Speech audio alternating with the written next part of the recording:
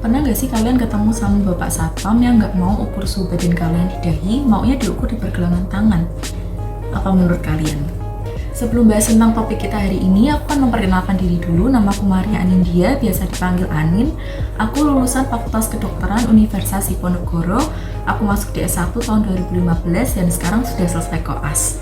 Sekarang kami sedang menunggu untuk ujian nasional kami disebut UKM PPD pada bulan November 2020. Doakan semoga lancar.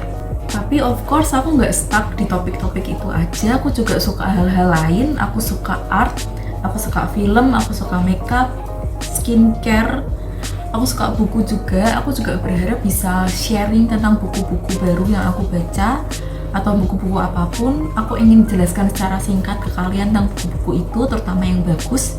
Jadi aku pengen bikin semacam teaser buku untuk kalian dalam mungkin 3 menit, 4 menit, biar menarik untuk kalian. Kembali ke topik awal kita, yaitu tentang mengukur suhu di pergelangan tangan atau di dahi, dan apakah mengukur suhu di dahi itu emang bahaya atau bisa menyebabkan kanker otak kayak kata orang sebelumnya. Nah, pertama kita harus paham dulu bahwa dalam pencegahan COVID-19 ini, screening dini sangat penting. Dan kenapa yang diukur adalah suhu?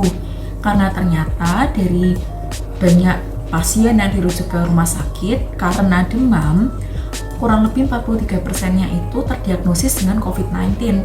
Dan dari semua pasien yang terdiagnosis COVID-19, walaupun awalnya belum demam, setelah diinapkan, 88% itu menunjukkan simptom-simptom demam.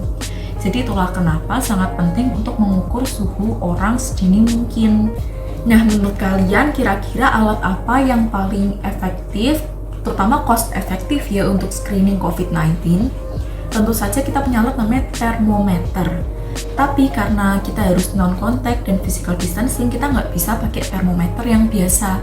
Kita ada alat namanya infrared thermometer atau termogan, di mana kita bisa ukur suhu orang tanpa harus menyentuh kulit orang tersebut. Canggih banget kan? Nah, tapi di sisi lain alat ini yang bikin orang-orang gempar. Orang-orang takut karena kanker otak akibat radiasi dari termogan. Emang benar termogan itu bikin radiasi. Nah, di sini aku akan jelaskan secara singkat tentang cara kerja termogan dan apakah termogan itu emang bikin kanker otak.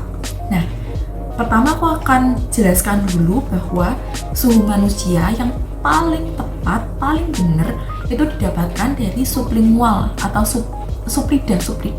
Suprida itu di bawah lidah. Nah, kemudian bisa juga kita ukur dari rektum atau dari anus, kemudian dari ketek, dan dari basal atau pangkal uretra. Uretra itu saluran kemih kita. Tentu saja itu pilihan-pilihan yang sangat gak nyaman dan sangat gak praktis untuk dilakukan dalam jumlah massal dan cepat.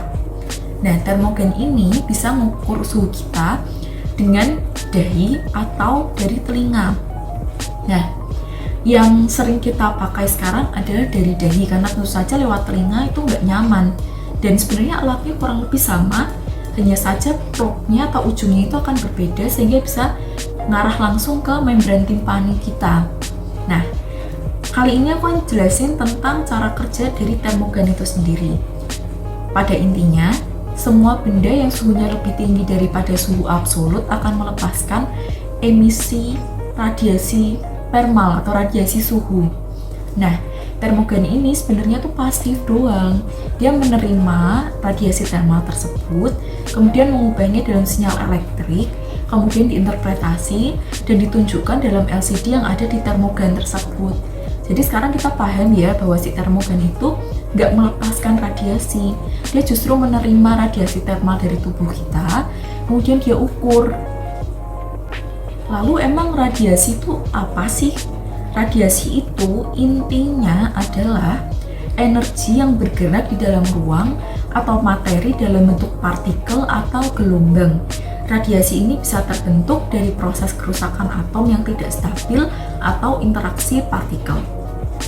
Correct me if I'm wrong. Tapi intinya termogan itu nggak melepaskan radiasi ya. Termogan hanya menerima radiasi suhu terutama, kemudian diinterpretasi dalam angka-angka. dari jurnal yang berjudul Investigation of the Impact of Infrared Sensors on Core Body Temperature Monitoring by Comparing Measurement Sites by Xuan Yuchen, jurnal yang saya temukan di NCBI.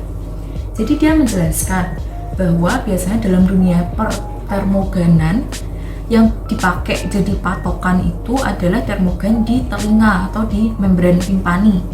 Dan ternyata termogan di dahi itu hasilnya masih 2 derajat lebih rendah daripada di membran telinga. Dan pemeriksaan termogan di pergelangan tangan masih 3 derajat lebih rendah daripada di membran telinga.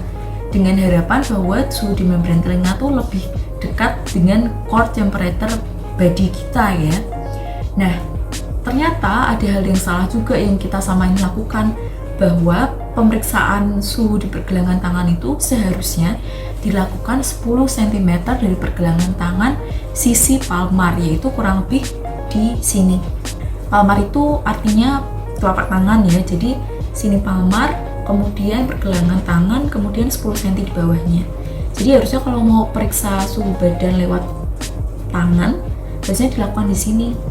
Itu asumsinya karena di sebelah sini itu tertutup oleh baju kita, sehingga lebih bisa mewakili tubuh kita, jadi kurang terpengaruh oleh lingkungan sekitar kita.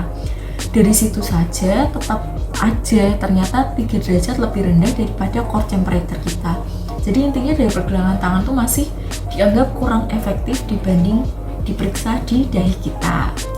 Jadi sebenarnya pemeriksaan termogan di dahi itu tidak menyebabkan kanker otak atau tidak berbahaya untuk kesehatan kita.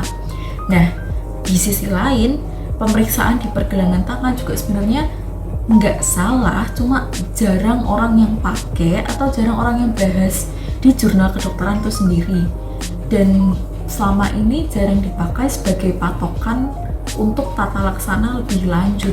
Jadi kalau kita bisa pakai yang lebih efisien, lebih efektif, dan diharapkan lebih tepat, kan sebaiknya pakai yang itu ya. Tapi tentu saja kita nggak pengen diperiksa di membran timpani kita kan, karena sangat gak nyaman. Jadi pilihan yang terbaik adalah untuk pemeriksaan di dahi kita. Oke guys, jadi kurang lebih itu penjelasanku tentang pengukuran suhu di pergelangan tangan atau di dahi. Jadi besok lagi kalau kalian ketemu bapak satpam yang nggak mau ukur suhu kalian di dahi, maunya di pergelangan tangan, kalian bilang ya. That's it, that's the video. Please like, share, and subscribe to my channel. Aku berharap bisa bikin video lagi yang lebih banyak dan lebih informatif untuk kalian. Bila ada request, tolong komen di bawah. I'll see you guys soon. Bye.